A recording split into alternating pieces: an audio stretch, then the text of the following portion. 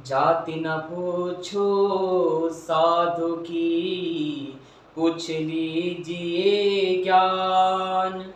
मोल करो तलवार का, पड़ी रहने दो म्यान कबीरा, पड़ी रहने दो म्यान। साधुओं की जाति नहीं पूछी जाती, साधु की एक संत की जाति नहीं पूछी जाती। और जाति पूछकर जिन उन उच्च जाति जो अपने आप को उच्च जाति का बता रहे हैं कि हम ब्राह्मण हैं, हम कुछ भी कर सकते हैं, तो वो कुछ नहीं कर सकते, वो ब्राह्मण ही नहीं है।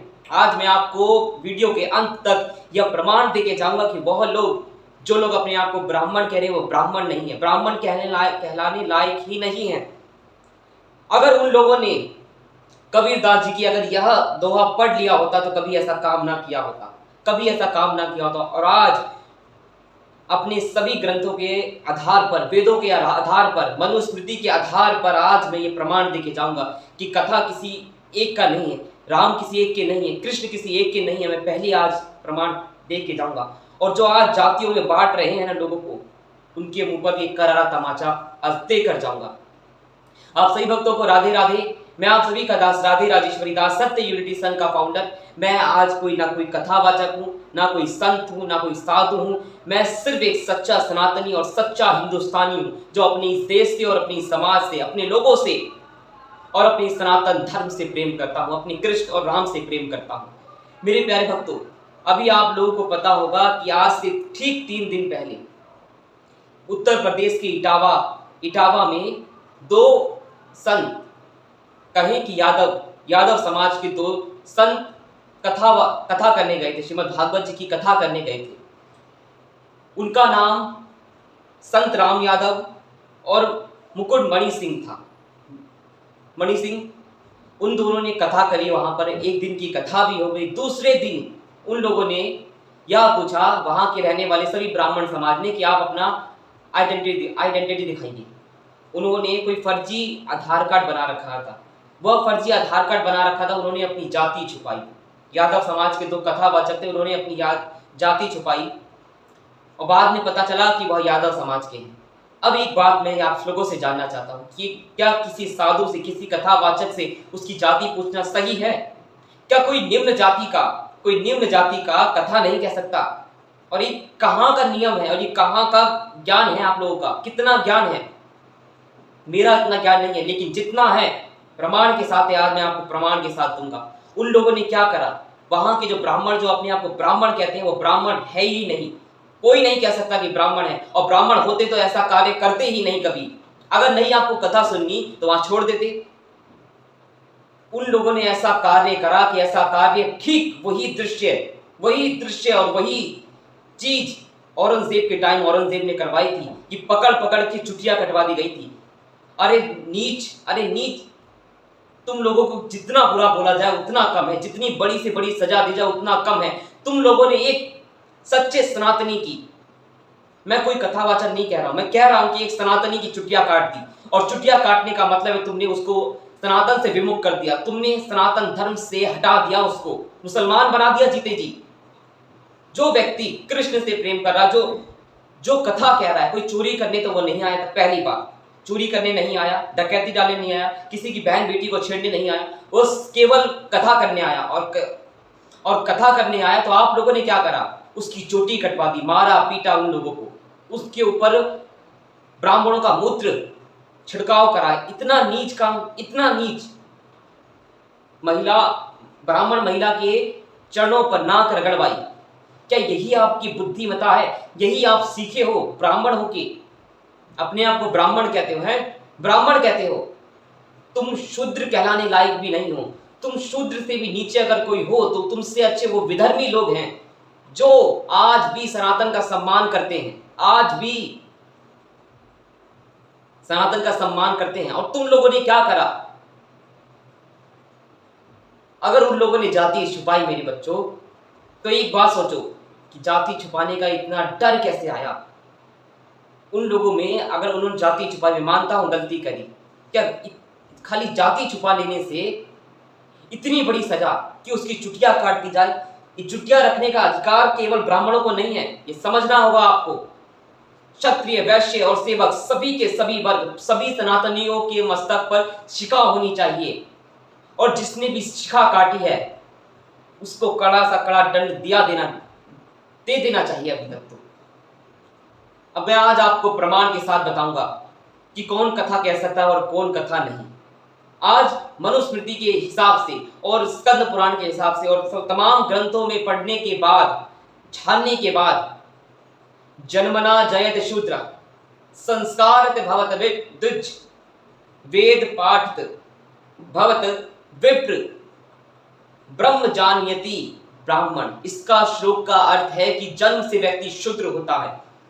जो आज अपने आप को ब्राह्मण बैठा समझ के बैठे हुए हैं ना कि हम ब्राह्मण कुल में जन्म हुए हैं, ब्राह्मण कुल में, आप जन्म से ही शूद्र हो, जन्म से ही शूद्र। जन्मनाय जयत शूद्र, जन्म से आप लोग शूद्र हो। संस्कार आपकी जो 16 संस्कार हो जाने के बाद आपका दूसरा जन्म होता है। उसके बाद वेद पठन करने के बाद, गुरु की शरणागति करने के बाद, गुरु के आशीर्वाद लेने के बाद, गुरु दीक्षा लेने के बाद, गुरु परंपरागत जो व्यक्ति आगे जाता है वही विप्र होता है। और उसके बाद जो ब्रह्म को जानता है, जगतपति परमेश्वर श्री कृष्ण राम को जो जान लेता है, ब्रह्म को जान लेता है, वही ब्राह्मण कहलाने योग्य है और वही सच्चा ब्राह्मण है। जितने भी व्यक्ति आज घूम रहे हैं, जो भी जन्म ले रहे हैं, सब के सब शूद्र हैं। शूद्र का मतलब सब सेवक हैं। इस धराधाम पर क्या भगवान के हम सब बनाए हुए बच्चे हैं? क्या भगवान के बनाए हुए बच्चों में भगवान भेदभाव करेंगे? कभी नहीं।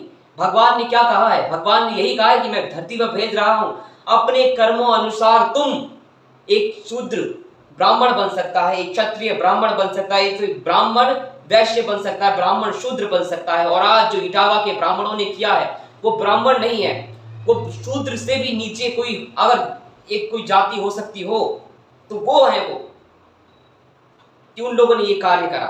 अपने आप को ब्राह्मण कहते हो, एक सच्चे सनातनी की चोटी काट दी। हमें तो क्रोध इस बात पर आ रहा है, इतना क्रोध आ रहा है, इतना क्रोध की चुटिया कैसे काट दी और उनपे मूत्र विसर्जन, मूत्र का छिड़काव कैसे करा। इतना निंदनीय कार्य। जगदम्बा की सौगंध, अगर आज हमारे हाथ में सत्ता होती है, हमारे हाथ में इतनी पावर होती, तो जिन्होंने इनकी चुटिया काटी है उनके हाथ ना कटवा देते तो हम भी अपने प्रभु के भक्त नहीं। चुटिया काट देना कोई सहज बात नहीं है। और आज जो लोग आराम से बैठे हैं कि चुटिया काट दी तो कोई नहीं, फिर बढ़ जाएगी। अरे फिर बढ़ जाती। एक जनेऊ कोई भी पहन सकता है, तिलक कोई भी लगा सकता है, ये माला, सब कुछ, वस्त्र भी कोई भी पहन सकता है धर्मी, लेकिन शिखा हर कोई नहीं रख पाता है। शिखा जितनी लंबी होगी पता चलेगा कि वो इतने सालों से सनातन को फॉलो कर रहा है। और आप लोगों ने जो उन संत के साथ किया है, क्या निम्न जाति के कथा नहीं कर सकते? क्यों नहीं कर सकते? आज मैं आप लोगों को बताता हूं, जितने भी धर्म के लिए बोल रहे हैं, और आज बोले तो सही, ना बोले तो सही। हमारे सनातन धर्म में स्त्रियों को व्यास गद्दी पर बैठना मना है, सख्त मना है। लेकिन आज व्यास गद्दी पर स्त्रियां बैठ रही हैं, कथा कर रही हैं, कथावाचक कर रही हैं, और आज सनातन की सेवा कर रही हैं, बड़े से बड़े कार्य कर रही हैं जो कोई और ना कर सके।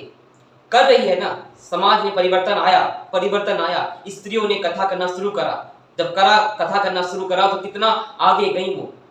और बहुत सी ऐसी स्त्रियां हैं जो सनातन का परंपरागत नहीं व्यास गद्दी पर बैठती, ना तिलक मस्तक पर, ना गले में कंठी,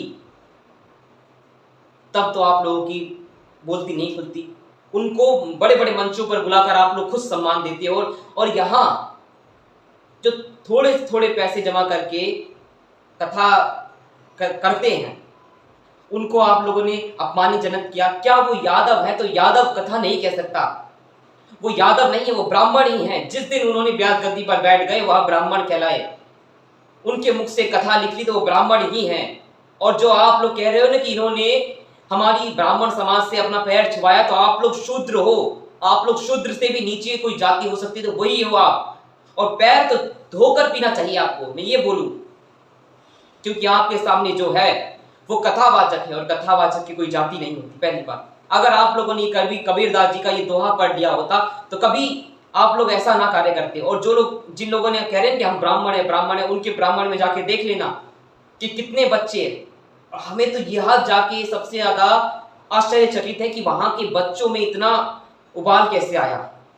जिन बच्चों ने मारा पीटा, चुटिया काट दी, उन पर इतना उबाल कैसे आया, निम्न जाति के प्रति इतना क्रोध कैसे आया, और उनके मन में ये किसने भरा कि ब्राह्मण ही सबसे उच्च जाति का होता है, ब्राह्मण सब कुछ कर सकता है, ब्राह्मण कुछ भी कर सकता है।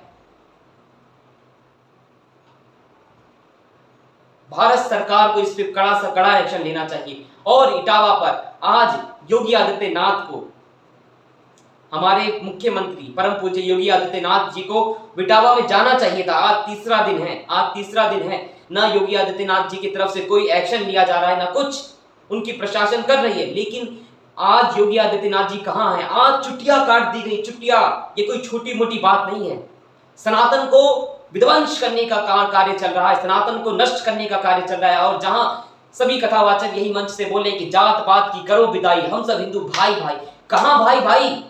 आज एक यादव समाज का अपना नाम छुपाना उसका पड़ा, इतना डर कि हम अगर अपनी जाति बता देंगे हम इस समाज से हैं तो कोई हमसे कथा नहीं कराएगा। इतना डर क्यों?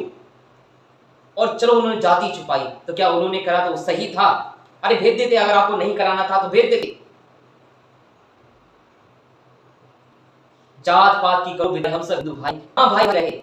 आज मैं आप लोगों को बताता हूं सनातन का पतन का कारण क्या है। आज पूरे विश्व में इस्लामी